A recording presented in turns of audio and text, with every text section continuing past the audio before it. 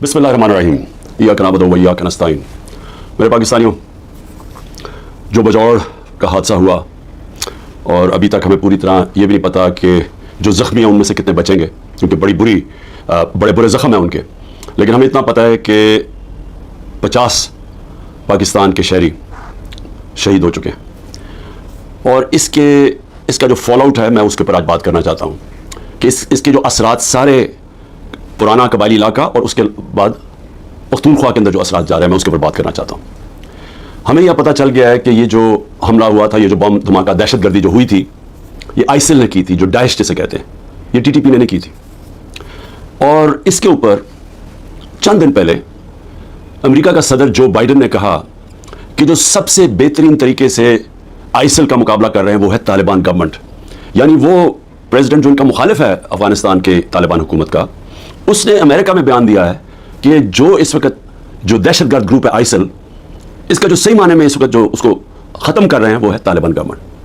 अब मैं ये इसलिए आपके सामने कह रहा हूँ कि मैंने आज एक बयान पढ़ा है जिससे मुझे खौफ भी है और मुझे हैरत है कि हमारे मुल्क में किस तरह के लोग ऊपर ला के हमारे मुसल्लत किए गए हैं जनरल बाजवा ने।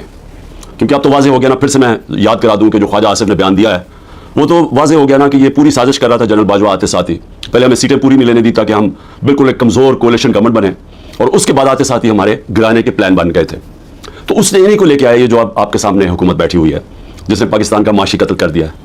आवाम से आज पूछें, तनख्वाहदार लोगों से पूछें कि अभी जो पेट्रोल और डीजल की कीमतें बढ़ाई हैं, सवाल इनसे पूछें कि हमारे दौर में तो तेल इंटरनेशनल मार्केट में $110 बैरल पे पहुंच गया था और अब वो $80 या उससे कम है। तो हम ₹150 लीटर पे दे रहे थे, तो आज ये हर वक्त जो कीमतें बढ़ती जा रही हैं 270 पे पहुंच गई हैं। क्या वजह है इसकी? तो ये तो अलग बात है, क्योंकि महंगाई इस वक्त लोगों को, ख़ास तौर पे बिजली के बिल, ये अब आम लोगों की पहुंच से बाहर हो गए। लेकिन और इसका जिम्मेदार वो आदमी है जिसने साजिश करके एक गवर्नमेंट को गिराया और अपने ज़ाती मफादात के लिए, एक्सटेंशन के लिए इन लोगों को ऊपर लेके आया जो 30 साल से इस मुल्क को भी लूट रहे थे। और उन्होंने इस मुल्क को उधर पहुंचाया कि बांग्लादेश भी आगे निकल गया। हिंदुस्तान इनके दौर में आगे निकला, उसके बाद बांग्लादेश भी पाकिस्तान से आगे निकल गया। तो मैं बजौड़ पे फिर आता हूं।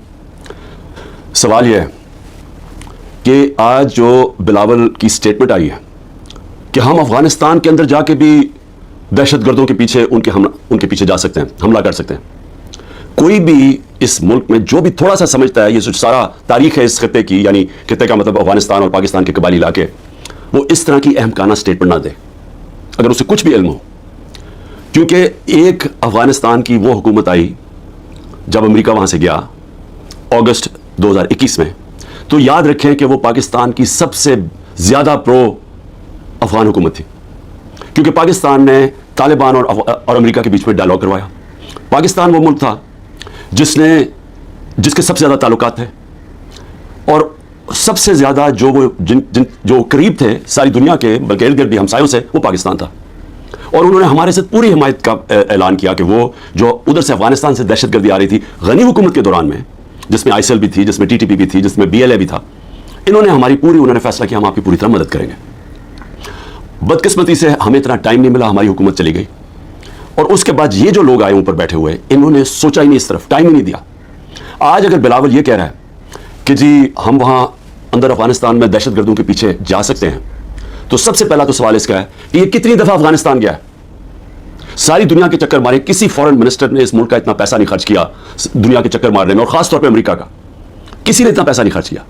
एक दफा भी ये काबुल गया, जबकि हमारा 2500 किलोमीटर का बॉर्डर है, और जबकि एक नई हुकूमत आई थी जो प्रो पाकिस्तान थी, जो गनी हुकूमत थी वो प्रो इंडिया थी। मैंने कॉन्फ्रेंसेस के अंदर इसको देखा जिस तरह ये हाथ बांध के खड़ा होता था नरेंद्र मोदी के सामने।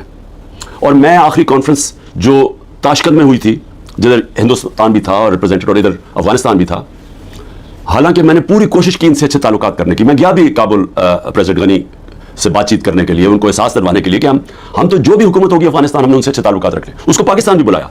उसके बावजूद इसने सबके सामने खड़े होकर कहा कि पाकिस्तान ने 10,000 अपने, उसने वर्ड यूज किया था, अपने हमने लोग भेजे हैं, मिलिटेंट्स भेजे हैं जो मदद करें अफगानिस्तान के तालिबान की। सबके सामने झूठ बोला उसने।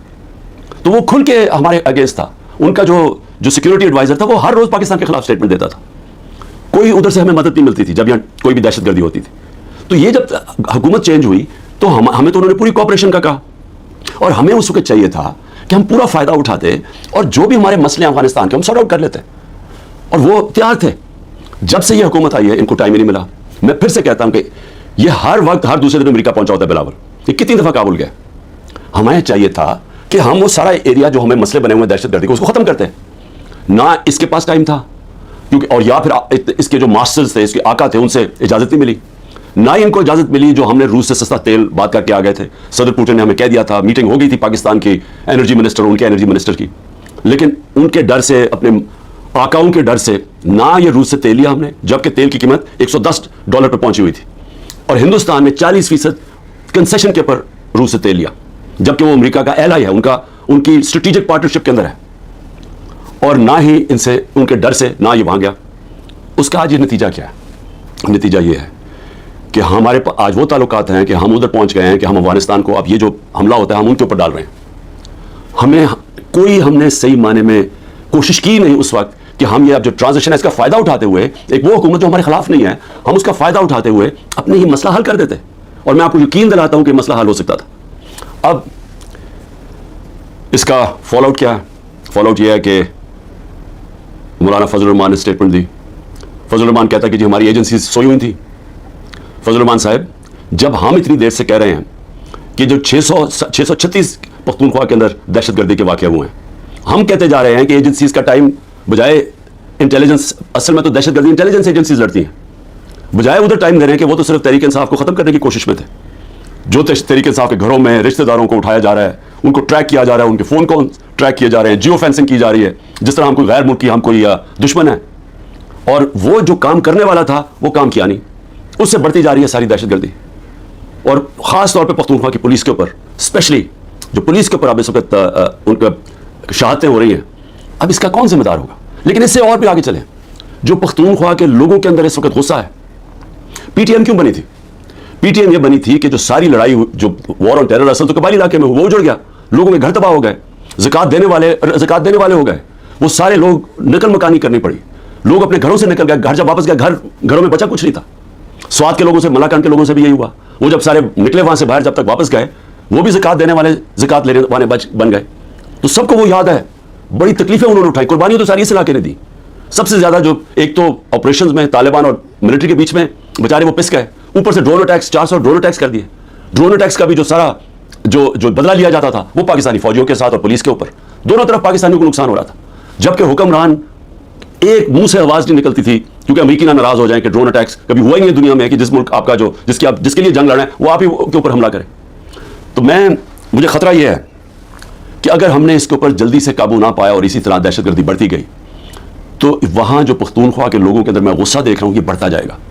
اور یہ ہماری میں کوئی ڈرانا نہیں چاہتا کسی کو, لیکن اگر یہی غصہ بڑھتا گیا اور یہ اس طرف چلا گیا جو آگے جو دہشت گردی ہو رہی ہے اور وہ بڑھتی گئی, تو کیا پاکستان آج کل کے دور میں جب معاشی طور پہ ہم ویسے ہی ہمارا بدترین دور ہے, کیا ہم یہ دہشت گردی کا مقابلہ کر لیں گے؟ کیا یہ افورڈ کر سکتی ہے؟ اور کیا اس طرح کا فورن منسٹر اوپر بٹھا سکتا ہے جو اس طرح کی پاگل پن والی سٹیٹمنٹس تھے جو بجائے مسئلہ حل کرنے کے وہ اور مسئلہ گمبھیر کروا دے؟ تو ایک تو مجھے آج اس کے اوپر خاص طور پہ مجھے یہ خوف سا آ رہا ہے کہ ہم یہ چیزیں ہمارے ہاتھ سے نکل جائیں گی, کیونکہ جو اوپر بیٹھے ہوئے حکمران ان کی سوچ ہی کچھ اور ہے, اور سوچ تو ہمارے سامنے آئی گئی ہے. ایک تو آج شہباز شریف نے ایک اور الیکشن سے بھاگنے کے لیے ایک اور سینسس کا شوشہ چھوڑ دیا. بھائی مجھے یہ بتائیں کہ جب سے آپ آئے ہیں 15 مہینے پہلے, تو کیا تب آپ کو نہیں پتا تھا کہ الیکشن اکتوبر کے اندر ہونی ہے, نیشنل الیکشن آپ کی ٹرم ختم ہونی ہے؟ تب آپ کو نہیں پتا تھا کہ یہ جو سینسس جو بھی ہم نے کرنا اس سے پہلے کریں؟ یہ ایک اور الیکشن بھاگنے کا انہوں نے راستہ نکال لیا. دوسرا, دونوں پختونخوا کے اندر اور پنجاب میں غیر آئینی حکومتیں چل رہی ہیں, کیئر ٹیکر. پہلے تو وہ کیئر ٹیکر ہے ہی نہیں, کیئر ٹیکر تو نیوٹرل ہوتی ہے, وہ تو انہوں نے اپنی یہ ایک نون لیگ چلا رہی ہے پنجاب, اور دوسرا وہ فضل الرحمان اور وہ اے این پی چلا رہی ہے پختونخوا. یہ تو کیئر ٹیکر ہے ہی نہیں. اور ان دونوں صوبوں کے لوگ جو 70% پاکستانی ہیں, وہاں غیر آئینی لوگ بیٹھے ہوئے ہیں جن کی کوئی قانونی حیثیت نہیں ہے. اب یہ کوشش کر رہے ہیں کہ مزید اور یہ اوپر بیٹھے رہیں, اور یہ ایک شوشہ اس کا, اور یہ کہ جناب ہم سینسس کروانا چاہتے ہیں, سیکیورٹی کا بھی شوشہ بنا لیں گے. پنجاب کی 14 مئی کی الیکشن انہوں نے اس لیے نہیں کروائی, ہمارے پاس پیسے نہیں ہیں جی. پیسے ایم این ایز کو رشوت دینے کے لیے بہت پیسے ہیں, لیکن ہمارے لیے پیسے نہیں ہیں الیکشن کروانے کے لیے, 20 ارب روپیہ نہیں تھا. اور اب جو مجھے نظر آ رہا ہے یہ پھر کوشش کریں گے کہ کسی نہ کسی طرح اس سے نکلیں, اور لوگوں کو پھر یہ جو رد عمل آنا ہے اس کے لیے یہ تیاری کر رہے ہیں. کیونکہ ظاہر ہے ایک اگر لوگ بیچارے الیکشن کی انتظار کر رہے ہیں نا کہ ہمیں جو انہوں نے لوگوں کا معاشی قتل کیا ہے، یعنی ایسے معاشی حالات عوام کے اوپر تو آئے نہیں ہیں. سارے جو معاشی انڈیکیٹرز ہیں وہ پاکستان کی تاریخ کے سب سے برے ہیں. بے روزگاری لے لو، انڈسٹری بند ہو رہی ہے. گروتھ ریٹ جب نیچے آتی ہے، مطلب جب آپ کی دولت میں اضافہ جو 6.1% سے اب جو 0 پہ آئی ہے، تو اس کا مطلب بے روزگاری تو بڑھنی ہے، دولت کم ہو رہی ہے ملک کی. اور اس کے علاوہ مہنگائی جس سطح پہ پہنچ گئی ہے تو لوگوں کے حالات تو سب کو پتہ ہے. اب لوگ الیکشن کا انتظار کر رہے ہیں. انہوں نے اب کیا کیا؟ اب 2 قانون لے کے آ رہے ہیں. ایک ہے سیکریسی ایکٹ اور دوسرا ہے پریونشن آف ایکسٹریم وائلنس. ایک میں یہ کیا کر رہے ہیں کہ آپ انٹیلیجنس ایجنسیز کو کسی مثلا میرے اوپر ایک فوج کے ادارے میں، انٹیلیجنس کے ادارے میں ایک آدمی میرے اوپر قتل کرنے کی کوشش کرتا ہے جو مجھے پتا اس نے کیا. میں نے اگر اس کا نام لے لیا تو ویسے ابھی انہوں نے میرے اوپر غداری کا کیس کر دیا ہے کہ یعنی میری جرت کیسے پڑ گئی کہ میں نے اس کا نام لے لیا ایف آئی آر کے اندر. وہ ایف آئی آر بھی نہیں ہوئی تو میں غدار بن گیا ہوں. اب یہ ایک تو وہ کرنے جا رہے ہیں. دوسرا سیکریسی ایکٹ میں کہ جناب یہ کسی کے گھر میں بھی گھس جائیں گے انٹیلیجنس ایجنسی. ہمارے گھروں میں تو گھس ہی رہے ہیں. میرے گھر کے اوپر حملہ ہوا، دروازہ توڑ کے 40 لوگ اندر آ گئے. گھر میں جو چیزیں پڑی لوٹی، لوگوں کو مارا دھاڑا، اٹھا کے لے گئے. خنسامے کو وہ جو مالی تھا، 2-3 ورکر سب کو اٹھا کے لے گئے. تو وہ تو ہو ہی رہا ہے ہمارے گھروں پہ. اب یہ فیصلہ کہ کسی کے گھر میں بھی جا سکتے ہیں کہ کسی کے گھر میں بھی جائیں گے، کہیں جی ہم سرچ وارنٹ کے بغیر اندر گھسیں گے، کوئی چیز بھی اٹھا لیں گے. میرے گھر جب آئے تھے تو اسلحہ چھوڑ کے چلے گئے کہ جی اسلحہ ملا ہمیں یہاں سے. وہ سوشل میڈیا پہ دکھا رہے ہیں کہ لے کے جا رہے ہیں اپنی قمیضوں کے نیچے اسلحہ، اور وہاں اوپر چھوڑ کے چلے گئے. اور اب یہ کچھ بھی کر سکتے ہیں. تو یہ تو کسی کے گھر میں گھس کے توڑ کے چیزیں اچھا لوٹتے ہیں، چیزیں چوری کر کے لے جاتے ہیں. تو آپ تو اس کو قانون بنانا چاہتے ہیں کہ کہیں بھی جا سکتے ہیں. تو یہ جو جس طرف اب یہ لے کے جا رہے ہیں ملک کو، تو یہ تو سیدھی کہتے ہیں کہ جی آپ ہمارے غلام ہیں، ہم آئے اوپر آپ کے اوپر بیٹھنے آئے، آپ ہمارے غلام ہیں. ہم ایک آزاد ملک، آزادی تو ویسے ہی ختم کرتے جا رہے ہیں. تو اب تو یہ انگریزوں سے بھی زیادہ بدترین غلامی ہے، کیونکہ انگریزوں کے زمانے میں پھر بھی آپ 24 گھنٹے میں کسی کو عدالت میں پیش کرتے تھے جب اگر آپ نے کسی کو اٹھایا. یہاں تو لوگ غائب ہو جاتے ہیں. عمران ریاض ابھی تک غائب ہے، اس کو کوئی 80 دن ہو گئے ہیں. کسی کو پکڑ سکتے ہیں. ہمارے کئی لوگوں کو اٹھایا ہوا ہے، کوئی وارنٹ نہیں ہوتی. کئی لوگوں کو اندر بند کیا ہوا ہے، ان کی ابھی تک ایف آئی آر نہیں کی ان کے اوپر. تو یہاں تو کوئی قانون ہی نہیں ہے.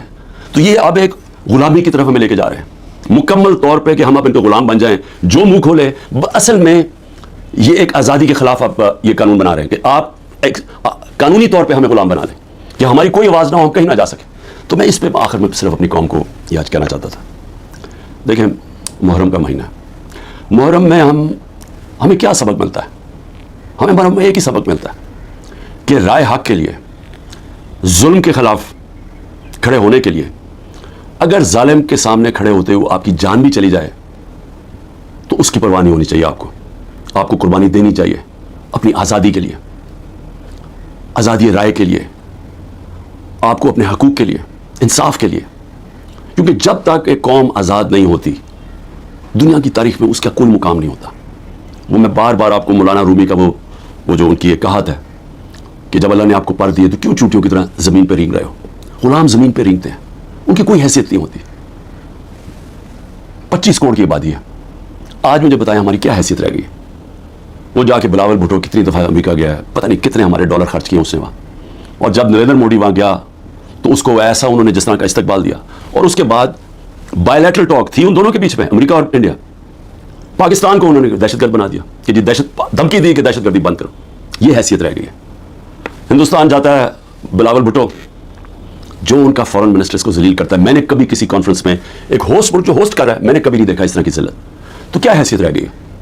یہ ہماری حیثیت ہے، کیونکہ غلاموں کی کیا حیثیت ہے. تو میں آج آپ سب کو یہ آج پیغام دینا چاہتا ہوں کہ میرے نبی صلی اللہ علیہ وسلم کے نواسے نے رائے حق کے لیے ایک ظالم کے سامنے اپنی قربانی دینے کے لیے وہ تیار ہو گئے، لیکن ظلم کے سامنے جھکنے سے انہوں نے منع کیا. انہوں نے کہا میں اس سے بہتر ہے، اور میں کہتا ہوں کہ غلامی سے بہتر ہے موت.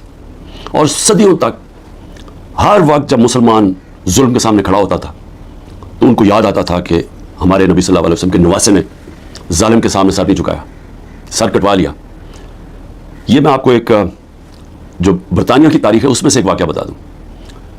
برطانیہ کا ایک ہنری اس کا نام تھا جو ان کا بادشاہ تھا. اس کا ایک بڑی قریب دوستی تھی. ایک جج تھا سیمول بیکٹ.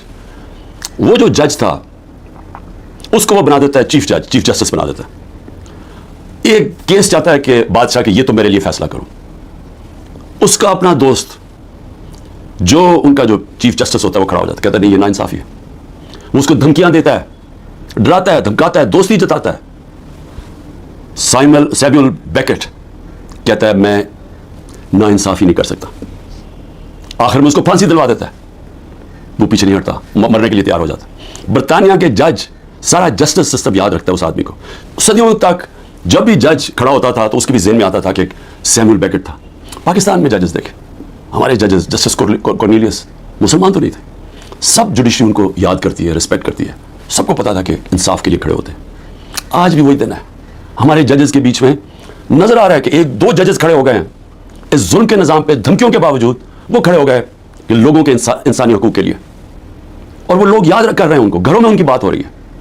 میں آج اپنی جوڈیشری کو کہنا چاہتا ہوں کہ یہ ملک کو بالکل غلامی سے بچانے کے لیے آپ روک سکتے ہیں, ہم تو کھڑے ہیں.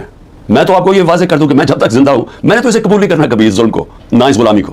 لیکن میں اپنی جوڈیشری سے کہتا ہوں کہ یہ وقت ہے, آپ میں سے وہ لوگ ہیں جو ایک وقت یاد رکھیں گے, جو نام ہوگا کہ جی وہ دیکھیں وہ آدمی جب یہ ملک کو غلامی کی طرف لے کے جا رہے تھے, ملٹری کورٹس کی طرف لے کے جا رہے تھے, کہ جن لوگوں کے گھروں میں گھس کے عورتوں کو, بچوں کو اٹھا کے لے جاتے ہیں, گھر لوٹ لیتے ہیں, رشتہ داروں کو کلیکٹیو پنشمنٹ صرف اسرائیل دیتا ہے فلسطینیوں کے خلاف, مقبوضہ کشمیر میں کشمیریوں کے خلاف دیتے ہیں.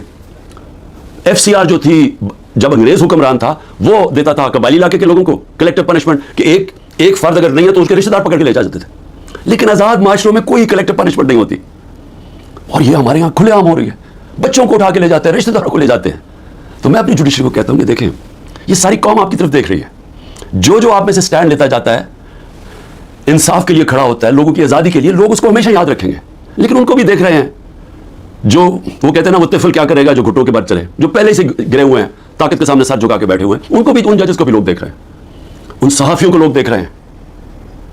ارشد شریف ہمیشہ یاد رہے گا اس قوم کو کہ اس نے بجائے یہ کہ اپنے ضمیر کا سودا کرے, وہ ملک چھوڑ کے چلا گیا اور وہاں اس کو شہید کیا گیا.